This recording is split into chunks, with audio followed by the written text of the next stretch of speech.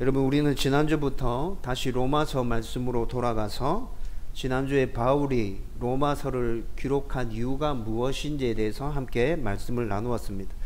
그런데 로마서 기록 이유는 로마서 1장에서 이미 우리가 살펴봤던 말씀이었죠. 로마서 1장에서 바울이 밝히는 로마서 기록 이유는 성도들을 복음 가운데 온전히 세워서 하나님께서 베풀어 주신 그 은혜에 감사하며 기뻐하면서 살 수 있도록, 그리고 또 그러한 삶 가운데 성령의 열매를 맺어갈 수 있도록 하기 위해서 내가 너희들에게 이 편지를 써서 보낸다. 여러분, 이것이 로마서 1장에 기록되어져 있는 바울이 로마서를 써서 로마 성도들에게 보내는 이유였습니다. 그런데 우리가 지난주에 15장에서 살펴본 로마서 기록 이유는 이것과 조금 달랐어요. 15장에서 밝힌 로마서 기록 이유는 땅끝까지 복음을 전하기 위해서 내가 이 편지를 기록하여 너희들에게 보냈다. 여러분, 우리가 지난주에 나눈 로마서 기록 이유는 이것이었거든요. 여러분, 뭔가 좀 이상하다는 생각이 들죠?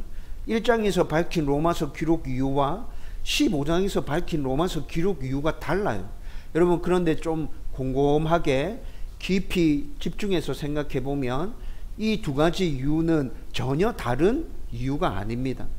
같은 이유인데 복음을 전하는 데 있어서, 바울이 하나님의 나라를 건설하는 데 있어서 좀 더 확장시켜서 내가 이 편지를 너희들에게 쓰는 이유는 이것이다 라고 설명할 때 1장에서 등장하는 이유도 충분한 이유가 되고, 또 15장에서 등장하는 이유도 이 편지 기록 목적에 충분한 이유와 근거가 된다는 것이죠.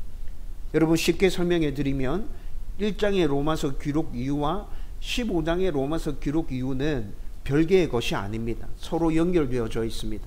그리고 이 두 가지를 동시에 이해하게 될 때 바울이 로마서를 기록한 이유와 목적이 무엇인지 우리는 더욱더 풍성하고 폭넓게 이해할 수 있게 된다는 것이죠. 여러분, 이 두 가지를 연결해서 설명해 드리면 이렇게 됩니다. 바울은 지금 로마서 기록 이유가, 로마서를 기록하는 이유가 먼저 로마에 있는 성도들을 복음으로 온전하게 세우고 싶은 마음이 있어요. 그들을 복음으로 온전하게 세우고 하나님께서 베풀어 주신 그 은혜에 기뻐하고 감사하고, 그러면서 성도들 안에 성령의 열매들이 막 맺히기를 원하면서 바울이 이 편지를 기록했어요. 이게 로마서 1장의 이유죠. 여러분, 그런데 성도들이 그렇게 살면 그 이유에 따라오는 일들이 있어요. 어떤 일이 일어나겠어요? 성도들의 그런 모습을 보면서 예수를 믿지 않는 사람들이 예수라는 존재가, 우리는 그냥 단지 인간이라 생각했는데, 사기꾼이라 생각했는데, 죽어 마땅한 사람이라 생각했는데, 그 존재가 그런 존재가 아니었구나. 예수 믿는 사람들이 고백하는 그 하나님이 진짜 계시구나. 예수가 진짜 우리의 구주가 맞구나. 여러분, 성도들이 살아가는 그 모습을 보면서 예수 믿지 않는 사람들이 이런 생각을 하게 될 거라고요. 그리고 예수 믿는 사람들이 입을 열어 하나님을 증거하기 시작할 때, 예수가 우리의 구주라고 선포하기 시작할 때 그 메시지는 굉장히 강력하게 믿지 않는 사람들에게 전해질 것입니다. 여러분, 15장의 이유가 이것이라고요. 여러분, 1장과 15장은 연결되어져 있죠. 여러분, 이런 모습이 실제로 어디에서 일어났어요? 성경에 나타납니다. 여러분, 성도들이 복음 가운데 온전하게 서 있고 그 사람들의 그 삶과 말로 통해서 복음이 전파되어질 때 놀라운 역사가 일어났던 사건들이 성경에 기록되어져 있어요. 어디 기록되어져 있죠? 사도행전에 초대교회 모습에서 이것이 증명됐죠. 여러분, 지금 사도 바울은 내가 로마서를 기록하고 있는 이유는 이것이야, 1장에서 말한 이유와 15장에서 말한 이유를 합쳐서 너희들이 복음에 합당하게 반응함으로 말미암아 이런 일이 일어나면 좋겠어. 여러분, 바울이 이 소원함을 가지고 지금 이 편지를 기록하고 있는 것이라 밝히는 것입니다. 저와 여러분들이 로마서를 이런 목적을 가지고 쓰여진 편지이구나, 성경이구나 생각하고, 저와 여러분들이 이 시대에도 그러한 마음으로 이 편지를 받아들인다면 우리도 이 땅 가운데서 초대교회 성도들처럼 살아갈 수 있을 거예요. 그렇게 살아가기를 주님의 이름으로 축원드립니다. 여러분, 그리고 땅끝까지 복음을 전하는 15장에서 밝힌 복음을 땅끝까지 전하는 일을 위해서는 선교사들과 동역하는 일이 굉장히 중요하다고 지난주 말씀 끝부분에서 나누었습니다. 우리는 선교 현장으로 직접 나갈 수 없잖아요. 그러나 그 일에 특별한 부르심을 받고 자기의 모든 삶을 헌신해서 그곳에 나가 있는 선교사들이 있습니다. 여러분, 우리는 그들과 동역함으로 땅끝까지 복음 전하는 이 일을 하나님 안에서 충분히 감당할 수 있다고요. 그래서 오늘 나누는 말씀은 선교사들과 어떻게 동역하면 될까? 우리가 선교사들을 위해서 할 수 있는 일이 무엇인가에 대해서 오늘 말씀을 가지고 함께 나누려고 합니다. 여러분, 지난주 말씀에서 나누진 않았지만 바울이 로마와 서바나로 가기 전에 먼저 해야 할 일이 있다고 지난주 읽었던 말씀에서 밝혀주고 있었습니다. 여러분, 지난주 말씀에 25절과 26절, 15장 25절과 26절 말씀에 보면 바울은 마게도냐와 아가야의 성도들이 예루살렘의 가난한 성도들을 돕기 위해서 헌금을 했고, 그리고 그 헌금을 예루살렘 교회에 전해주기 위해서 지금 예루살렘으로 향하고 있는 길이라고 그렇게 말해주고 있습니다. 여러분, 마게도냐와 아가야에 있는 성도들이 바울에게 전해준 이 헌금은 일종의 구제 헌금인 거죠. 예루살렘에 있는 가난한 성도들을 위해서 써주십시오, 자원하는 마음으로 헌금해서 지금 바울의 손에 그 헌금을 들려주었다고요.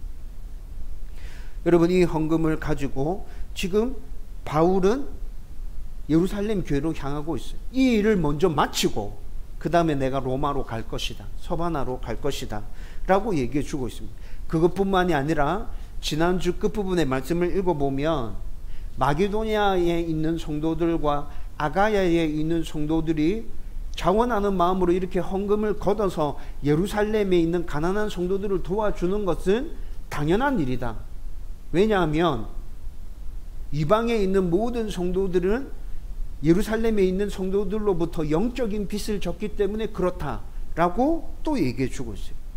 여러분, 도대체 어떤 영적인 빚을 졌길래 이렇게 헌금해서 구제해 주는 일이 당연하다고 바울이 얘기하고 있는 것일까요? 여러분, 이 부분에 대해서는 우리가 로마서 11장 말씀을 나누면서 이미 충분히 나누었어요. 여러분, 로마서 11장 말씀 다시 돌아가서 간단하게 정리해 드리면 이방에 있는 성도들은 유대에 있는 성도들로부터 영적인 빚을 안고 있다라는 의미를 담고 있는 게 지금 로마서 11장이었거든요. 왜 이방인들이 유대의 성도들에게 영적인 빚을 안고 있다고 말하는 거죠? 여러분, 원래 복음은 유대인들에게 선포되어졌습니다. 그렇죠? 구약의 관점에서 봤을 때 복음은 유대인들에게 먼저 주어졌습니다. 그런데 이 복음을 유대인들이 온전하게 다 받아들이면 참 좋았을 텐데 소수만 복음을 받아들이고 대부분의 유대인들이 복음을 거부했어요. 그래서 하나님 어떻게 하셨습니까? 하나님께서 이 복음을 니네들이 거부하면 이방인들에게로 이 복음을 돌릴 거야. 하나님께서 그렇게 말씀하시고 이방인들에게 이 복음을 전해주기 시작했어요. 이방인들 중에 상당수가 이 복음을 받아들이고 하나님께 돌아오는 놀라운 역사가 일어나기 시작했죠. 그리고 하나님께서 이스라엘 백성들에게 주시겠다고 약속하신 그 복이 이방인들 가운데 넘치기 시작했어요. 유대인들이 이 모습을 보면서 시기하고 질투하기 시작했습니다. 아니, 저건 우리가 받아야 될 복인데 하나님이 우리한테 주시겠다고 약속했는데 왜 하나님 우리한테 안 주시고 이방인들한테, 개같은 저 사람들한테 저 복과 은혜가 흘러가, 이 말이 되니 지금? 여러분, 유대인들 가운데 이런 반응이 일어나기 시작하면서 다시 복음에 귀를 기울이는 사람들이 생겨나기 시작했어요. 여러분, 이것이 로마서 11장 전체의 내용입니다. 여러분, 이렇게 되면서 결국에는 모든 사람이 복음에 반응하고 하나님께 돌아오는 일들을 하나님께서 이루신 것이죠. 여러분, 이런 과정을 거쳐서 이방인들에게 복음이 전해진 것이라면 이방인들은 유대인들에게 복음의 빚을 진 것이 분명히 맞아요. 여러분, 로마서 11장만 딱 놓고 생각해 보십시오. 여러분들이 가지고 있는 성경 지식 전체를 다 동원하지 말고 제가 지금 로마서 11장에 어떻게 기록되어져 있었는지 간단하게 설명해 드렸잖아요. 로마서 11장의 설명만을 가지고 한번 생각해 보세요. 유대인들이 온전하게 복음을 받아들였다면 어떻게 됐을까요? 유대인들이 하나님께서 그들에게 주신 복음을 온전하게 받아들였어. 그러면 로마서 11장에 있는 기록만 딱 놓고 생각해 봤을 때는 이방인들에게 복음이 전해지지 않았겠구나. 복음이 전해진다 하더라도 굉장히 더디고 엄청나게 오래 기다려서 그들에게 복음이 전해졌겠구나. 로마서 11장만 딱 놓고 보면 이렇게 생각이 되잖아요. 그렇죠? 물론 하나님은 모든 사람들이 다 복음을 받고 하나님의 백성으로 돌아오기를 원하십니다. 유대인들이 다 온전하게 복음을 받아들였다면 분명히 하나님은 다른 방법을 써서라도 이방인들에게 복음을 전해주셨을 거예요. 그런데 로마서 11장 딱 기록만 놓고 봤을 때는 유대인들이 온전하게 다 받아들였으면 굉장히 더뎠겠다, 느렸겠다, 엄청나게 오랜 시간이 걸렸겠다. 그런데 유대인들이 거부하고 복음을 외면함으로 인해서 자기들에게까지 기회가 주어진 것이잖아요. 여러분, 이런 면에서 바울은 이방 성도들에게 얘기합니다. 니네들은 유대인들에게 빚진 거야. 영적으로 빚졌어. 그러니까 니네들이 지금 이렇게 해서 그 빚을 갚는 거 합당해. 여러분, 이렇게 얘기하고 있다는 것이죠. 이것뿐만이 아니라 이 일은 이방 성도들이 구제 헌금을 예루살렘에 있는 성도들에게 전달하는 이 일은 선교의 모든 것들을 다 헌신한 바울에게 있어서도 엄청나게 중요한 일입니다. 여러분, 이방인이 예루살렘 성도를 위해서 보낸 구제 헌금은 이방인들도 하나님의 자녀가 될 수 있다는 충분한 증거가 됩니다. 또 모든 사람에게 복음이 전해져야만 한다는 그 주장을 뒷받침하는 좋은 결과물인 것이죠. 여러분, 그래서 이 일은 바울에게 너무나도 중요했어요. 사도행전 11장을 읽어보면 이방인 고넬료에게 복음이 전해지는 사건이 나타납니다. 그런데 이 일이 있고 난 다음에 사도행전 11장에 베드로와 다른 사도들이 이 일로 말미암아서 논쟁을 벌입니다. 이방인에게, 고넬료는 로마 사람이었거든요. 이방인이죠. 이방인에게 왜 복음 전했냐? 그거는 지금 구약 성경 봤을 때 안 맞아. 너 지금 이상한 짓 한 거야. 다른 사도들이 베드로에게 이렇게 지적했어요. 그런데 베드로가 자기가 겪었던 모든 일들을 다 설명하면서 이렇게 해서 고넬료 가정에 복음이 전해졌다. 그들이 방언하고 성령으로 충만하고 하나님의 역사가 그들 가운데 나타나는 거 내 두 눈으로 똑똑히 봤다. 베드로가 이렇게 설명할 때 예루살렘에 모여 있었던 사도들이 이방인들에게도 복음이 전해질 수 있구나. 구약 성경에 이방인들 가운데 이렇게 뭐 이런 역사들이 일어난다고 했는데 그것이 이 일을 두고 말씀하고 있는 것이었구나. 여러분, 사도들이 이렇게 생각하고 이방인들에게도 복음이 전해질 수 있다. 그들도 성령 받을 수 있다. 이렇게 결론이 맺어졌어요. 그런데 이게 깔끔하게 정리된 것이 아닙니다.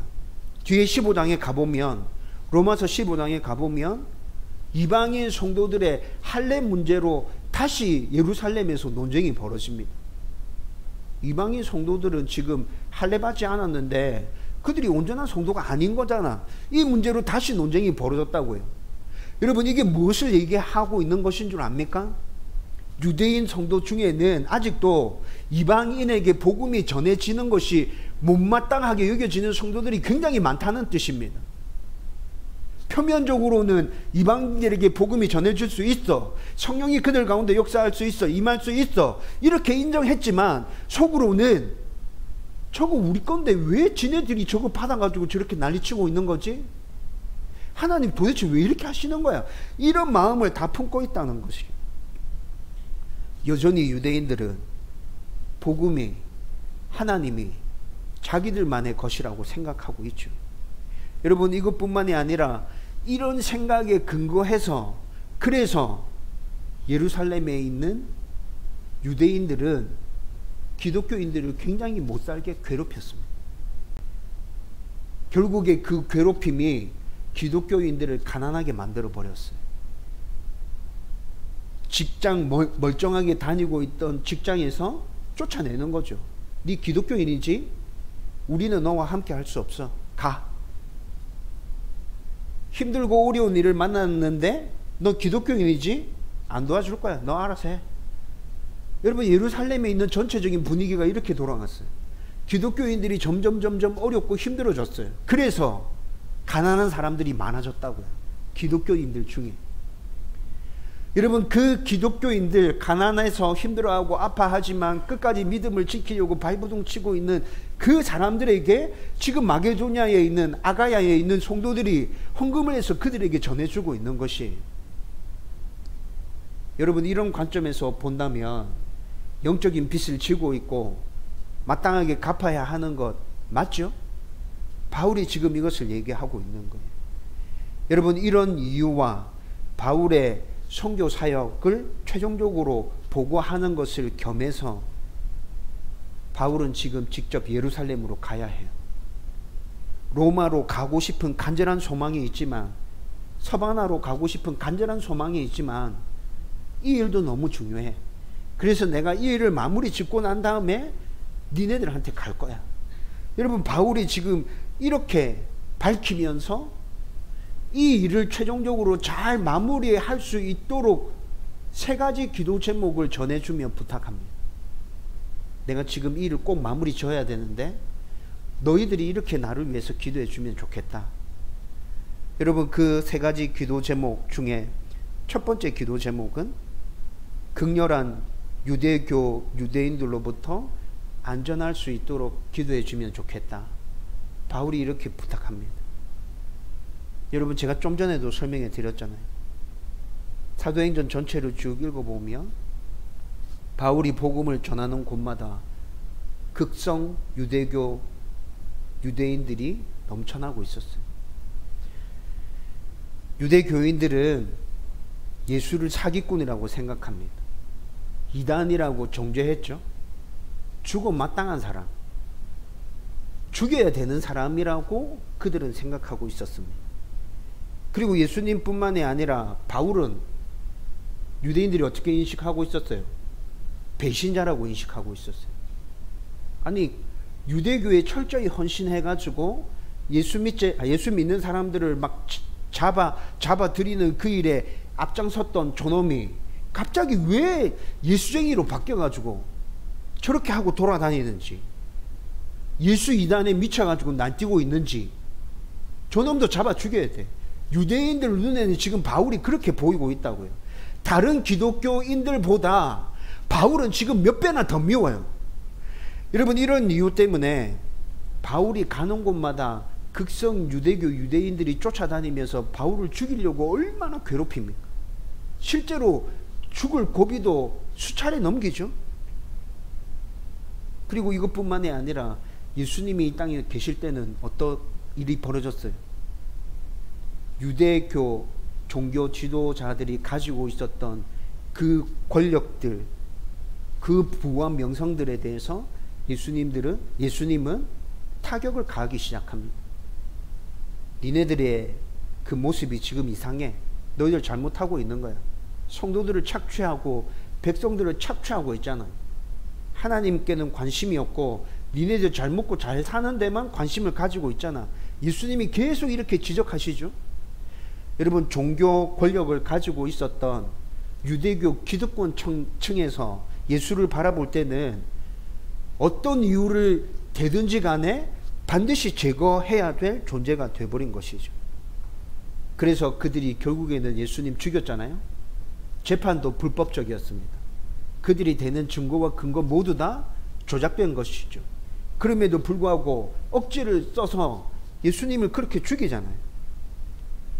바울도 이렇게 죽이기 위해서 지금 끈질기게 쫓아다니고 있다고요. 그런데 이런 자들이 예루살렘에는 더 많아. 예루살렘에 더 많아. 여러분, 이방 지역을 다닐 때도 바울은 그들 때문에 엄청나게 힘들었는데 예루살렘에 들어가면 바울을 죽이려고 달려드는 사람들이 더 많다고요. 바울은 이미, 여러분, 오늘 우리가 읽었던 성경의 본문을 헬랑 원문으로 읽어보면 바울은 이미 자기가 예루살렘에 들어갔을 때 당해야 되는 그 고통과 고난을 예감하고 있었어요. 내가 지금 예루살렘에 들어가면 그 극성 유대인들이, 유대교 유대인들이 나를 가만히 내버려 두지 않을 거야. 바울은 알고 있었다고요. 여러분, 그래서 지금 바울이 예루살렘으로 향해 가면서 로마 성도들에게 부탁합니다. 하나님의 특별한 보호와 인도하심이 넘치길 니네들이 기도해 주면 좋겠다. 여러분, 하지만 이 기도 부탁은 그가 두려워서 걱정돼서 어떻게 하든지 좀 피해 보려고 이렇게 기도 부탁하는 것이 아닙니다. 자신의 사명이 무엇인지 정확하게 알고 그 사명을 무슨 일이 있더라도 끝까지 이루겠다는 그 다짐으로 지금 이 기도를 부탁하고 있는 것입니다.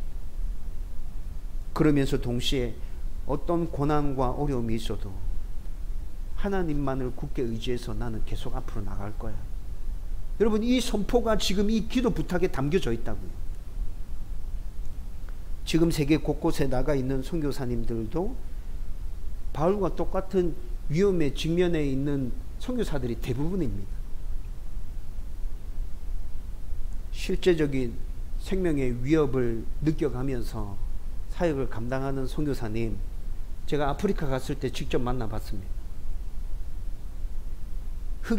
흑인들이 집중적으로 살고 있는 지역에 들어가서 선교 사역을 하는데, 여러분, 들어가는 곳과 나가는 곳을 항상 다르게 해야 돼요. 선교사님 왜 이렇게 복잡하게 이렇게 다닙니까? 들어갔던 길로 다시 나오면 강도들이 기다리고 있습니다. 100% 털립니다. 여러분, 그 아프리카의 흑인이 사는 지역이 굉장히 넓게 자리를 잡고 있었거든요. 들어가는 입구가 몇 군데 있는데 들어가는 길과 나가는 길이 항상 달라야 된대. 똑같은 길로 다니면 안 된대. 표적이 된대. 죽을 수도 있대요. 자기 집에 실제로 강도 들어서 모든 것들을 다 털어간 경험을 직접 했다는 거예요. 여러분, 그럼에도 불구하고 그것을 계속 지키면서 사역하고 있습니다.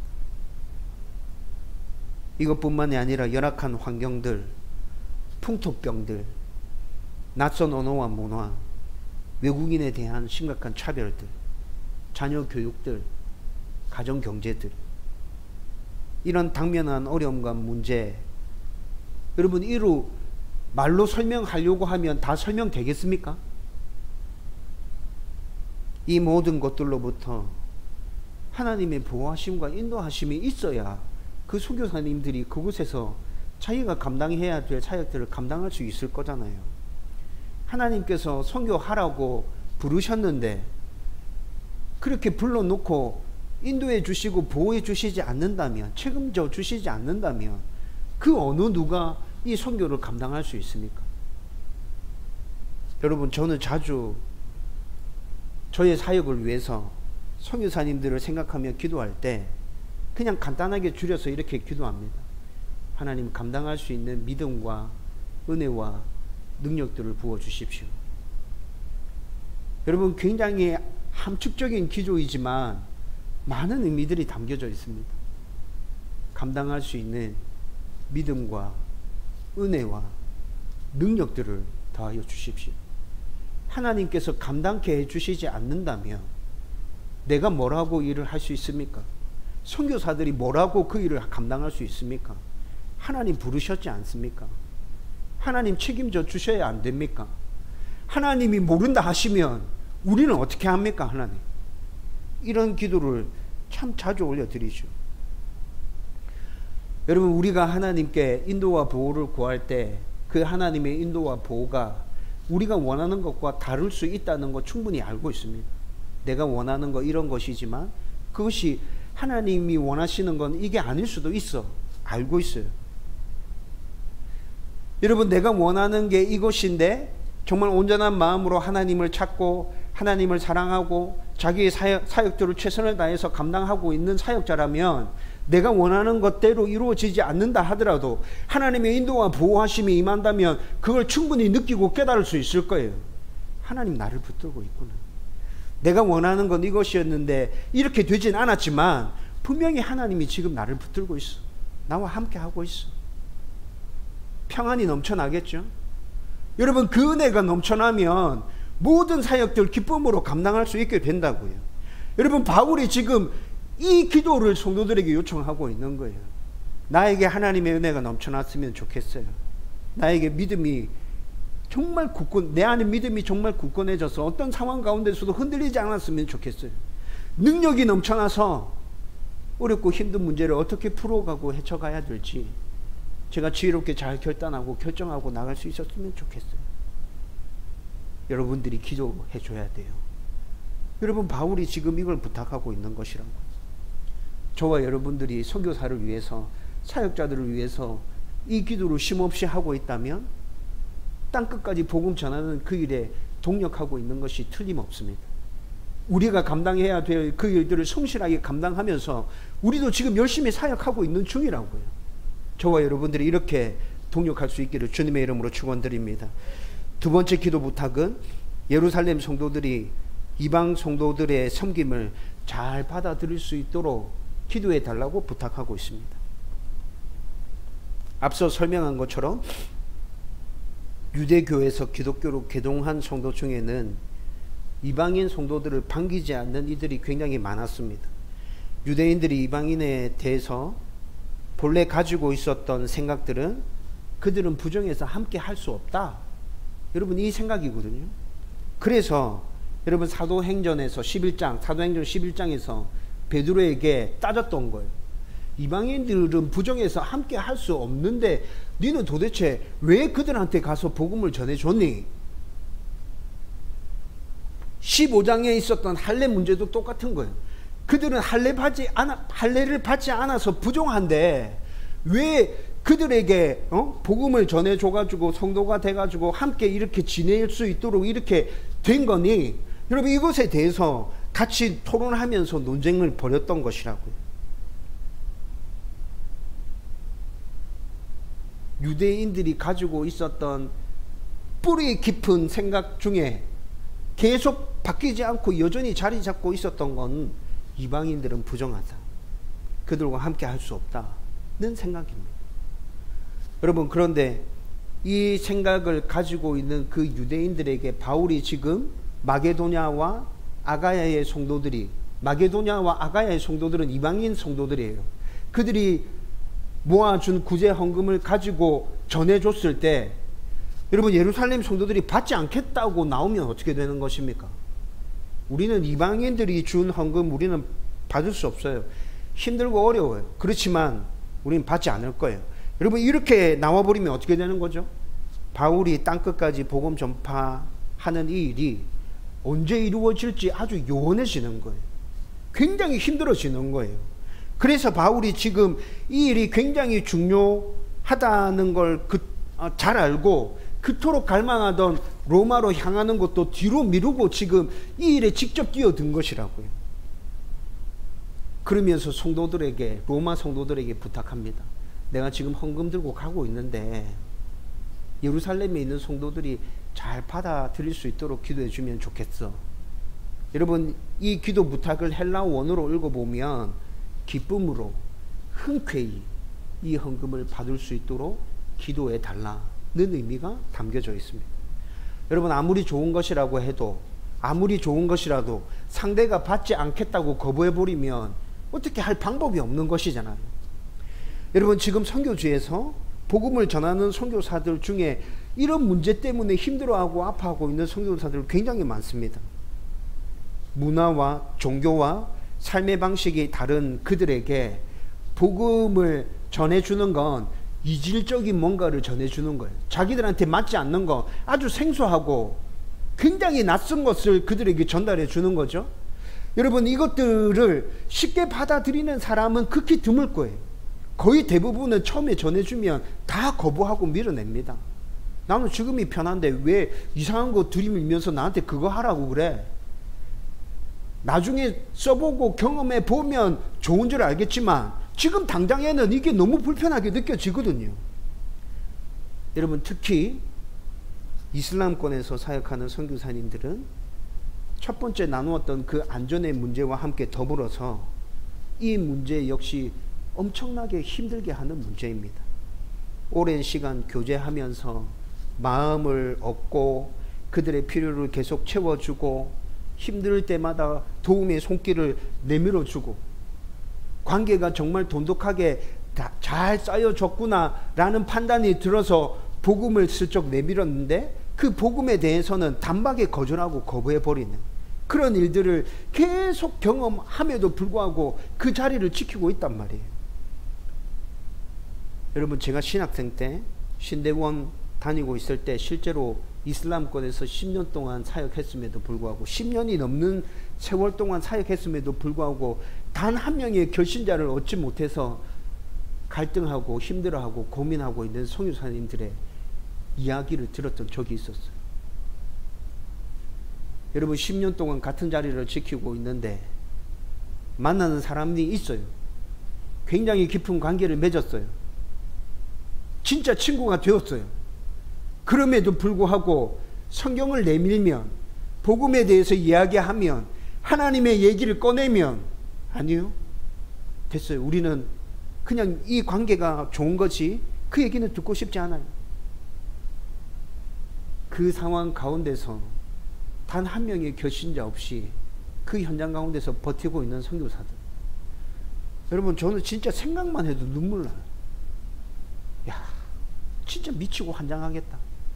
나 같으면 어떻게 그곳에서 그렇게 견디고 있을까? 난 못할 것 같은데. 여러분, 이런 상황을 여러분들이 당면하고 있다면 어떨까요? 선교사와 그 가족들과 파송교회 모두 다 굉장히 힘들고 어려운 상황인 거죠. 그래서 우리는 선교사님들의 그 사역 가운데 어떤 모양이든지 어떤 모습이든지 성령의 열매가 맺히도록 기도해야 돼. 하나님 열매 맺게 해주십시오. 성령의 기름을 그 사역 가운데 하나님 부어주십시오. 작은 것이라도 선교사님이 힘을 낼 수 있도록 열매 맺게 해주십시오. 여러분, 이 기도가 끊임없이 계속 반복되어져야 하는 기도라는 것이에요. 여러분, 이 기도가 끊이지 않고 계속될 때 이슬람권에서 사역하고 있는 그 선교사님들 10년 동안 사역해도 눈에 열매가 드러나지 않지만 계속해서 그 자리에서 견디면서 씨앗을 심을 수 있게 될 거예요. 여러분, 그렇게 씨앗을 심고 계속 반복하다 보면 그 선교사님이 아니라도 하나님께서 다른 누군가를 통해서라도 그 씨앗이 싹을 틔우고 열매 맺게 하실 것입니다. 우리는 소망을 가지고 그날을 바라보면서 끈질기게 기도해야 되고, 그곳에서 사역하는 선교사님들은 정말 하나님의 마음으로 그날을 소망하면서 그렇게 몸부림치며 나가야 한다는 것이죠. 바울이 부탁하고 있는 세 번째 기도는 하나님의 뜻과 기쁨 가운데 로마로 갈 수 있도록 기도를 부탁하고 있습니다. 결국 이 기도 부탁은 사역이 확장될 수 있도록 기도해 달라는 것인데, 중요한 것은 하나님의 뜻과 기쁨입니다. 여러분, 하나님의 뜻과 상관없는 자기 열심과 교만에 의해서 사역이 막 확장되어져 갑니다. 여러분, 이건 하나님의 나라 확장이 아닙니다. 그냥 선교사 자기 자신을 드러내는 사역일 뿐입니다. 또 하나님의 뜻이라도 그분이 주시는 기쁨과 평안이 없다면 그 사역은 절대 오래 감당할 수 없습니다. 바울은 누구보다 이를 잘 깨닫고 있었고, 그래서 항상 하나님의 뜻에 따라 기쁨과 평안 가운데서 사역을 감당하고 있었습니다. 바울이 정말 가고 싶어 하는 곳이 있습니다. 정말 하고 싶은 일이 있습니다. 반대로 그가 가기 싫은 곳이 있습니다. 그가 하기 싫은 일이 있습니다. 그럼에도 불구하고 바울은 이런 것들 따지지 않았습니다. 하나님의 뜻이라고 하면 제가 가고 싶지 않아도 가겠습니다. 제가 꼭 가고 싶은 곳이라도 포기하겠습니다. 여러분, 바울에게서는 늘 이런 모습이 나타났다고 해요. 바울이 아시아에서 복음을 전할 때 성령님이 계속 말씀해 주십니다. 아시아가 아니라 어디로 가라고 말씀하시죠? 마게도냐로 가라. 여러분, 복음 전하는 데 있어서 아시아에서 복음을 전하든 마게도냐에 가서 복음을 전하든 큰 차이가 있습니까? 성경 전체적인 관점에서 봤을 때 복음 전하는 그 자체가 하나님께 기쁨이 되는 일이잖아요. 그럼에도 불구하고 하나님이 자꾸 아시아가 아니라 지금 마게도냐로 가야 돼 라고 말씀해 주십니다. 바울이 아니고 다른 어떤 누구였으면, 아니 왜 아시아에서 복음 전하는 건 안 됩니까? 왜 꼭 마게도냐로 가야 됩니까? 제가 지금 하나님 증거하고 있잖아요. 저는 이리로 가고 싶은데요. 여러분, 그렇게 얘기하는 사람도 있을 수 있겠죠. 바울은 그러지 않았습니다. 아시아 쪽이 아니라 말씀하실 때, 예, 그러면 제가 마게도냐로 가겠습니다. 핍박과 결박과 환란이 기다린다. 그럼에도 불구하고 나는 로마로 가야 된다. 성령님이 바울에게 계속 말씀해 주십니다. 여러분, 인간적으로 생각해 봤을 때 바울 진짜 겁 안 났을까요? 로마로 가서 핍박을 받는다, 환란을 당한다, 죽는다고 계속 성령의 메시지가 들려오는데, 여러분, 바울 두렵지 않았을까요? 가고 싶지 않은 마음 단일도 없었을까요? 아니요. 저는 그렇게 생각 안 해요. 바울도 인간이잖아요. 두려웠을 거예요. 한편에서는 가고 싶지 않은 마음이 있었을 거예요. 죽는다고 하는데 그 사실을 뻔히 알면서 그 자리로 걸어 들어가고 싶은 사람이 도대체 얼마나 있습니까? 그런데 바울은 하나님의 뜻이 그렇게 강하게 주어졌을 때 거부하지 않습니다. 네, 가겠습니다. 제가 감당해야 될 일이 그 일이라면 제가 기꺼이 가겠습니다. 그렇게 그곳을 향해서 걸어서 들어가죠. 또 생명의 위협, 힘든 여정으로 고생이 심했지만 그는 늘 하나님의 기쁨과 평안을 갈망하면서 사역하고 있잖아요. 여러분, 바울이 2차 전도 여행할 때 신라와 함께 빌립보에서 감옥에 갇혔던 적이 있습니다. 귀신 들린 여자를 고쳐줬더니 이 여자를 통해서 점치면서 수입을 얻던 주인이 바울과 신라를 고발하고 괴롭히죠. 엄청나게 매를 때립니다. 그리고 감옥에 밀어 넣어버립니다. 여러분, 그 감옥에서 바울과 신라가 어떻게 합니까? 정신을 차리고 깨어났을 때 찬양합니다. 하나님을 찬양합니다. 기쁨으로 노래합니다. 여러분, 감옥이 흔들리고 옥문이 열리고, 여러분, 이런 사건들이 일어나잖아요. 옥중서신이라는 걸 들어보셨을 겁니다. 에베소서, 빌립보서, 골로새서, 빌레몬서. 여러분, 이런 성경들은 바울이 복음 전하다가 감옥에 갇혀서 쓴 편지들입니다.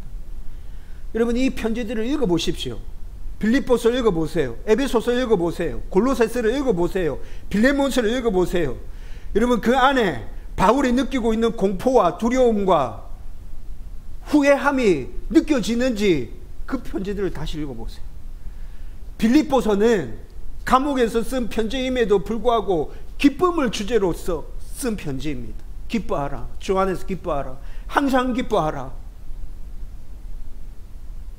바울은 어떤 힘들고 어려운 환경 가운데 처했을지라도 하나님의 평안과 기쁨을 붙들었습니다. 여러분, 지금 선교지에서 사역하고 있는 선교사들도 이래야만 그들의 사역을 잘 감당할 수 있는 것이라고요. 바울이 지금 성도들에게 이 기도를 부탁하고 있잖아요. 여러분, 우리가 후원하고 있는 선교사님들을 위해서 이 기도를 끊임없이 계속해 가야 됩니다. 하나님의 뜻과 기쁨 가운데 사역이 확장되어져 가게 해주십시오. 그냥 자기의 열심과 자기 노력과 자기의 어떤 그것 때문에 사역이 넓혀져 가는 게 아니라 하나님의 역사하심 가운데 그렇게 사역이 확장될 수 있도록 은혜를 내려달라. 저와 여러분들이 이렇게 기도하면 땅끝까지 복음 전파하는 일을 위해서 우리가 감당해야 될 그 일들을 성실하게 감당하며 복음 전파하는 그 일을 잘 감당하고 있는 게 맞아요. 저와 여러분들이 이런 성도가 되기를 주님의 이름으로 축원드립니다. 이제 말씀을 정리하려고 합니다. 우리는 선교사들을 위해 기도함으로 땅끝까지 복음 전하는 이 일을 잘 감당해 갈 수 있습니다. 우리가 해야 될 일들의 몫을 충분히 해낼 수 있다고요. 그리고 우리의 기도는 선교사들의 사역에 있어도 되고 없어도 되는 그런 일이 아니라 꼭 있어야만 되는 일입니다. 따라서 우리는 하나님께 선교사님들의 안전과 보호와 인도하심을 간구하면서 늘 기도해야 합니다.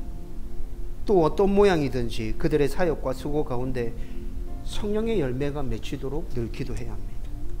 또 하나님의 뜻과 기쁨과 평안을 누리면서 사역이 확장되어져 갈 수 있도록 우리는 기도해야 합니다. 선교사님들을 돕는 우리의 이 기도와 재정의 후원으로 복음은 땅끝까지 전파될 것입니다. 우리가 땅끝까지 복음을 전하는 일에 이렇게 쓰임받을 수 있었으면 좋겠습니다. 다음 교회가 그 일에 쓰임받을 수 있었으면 좋겠습니다. 이것 자체가 하나님께 영광이 되는 일이며 하나님의 나라를 이 땅 가운데 굳게 건설하는 일이라고 저와 여러분들이 일에 온전하게 헌신할 수 있기를 주님의 이름으로 축원드립니다.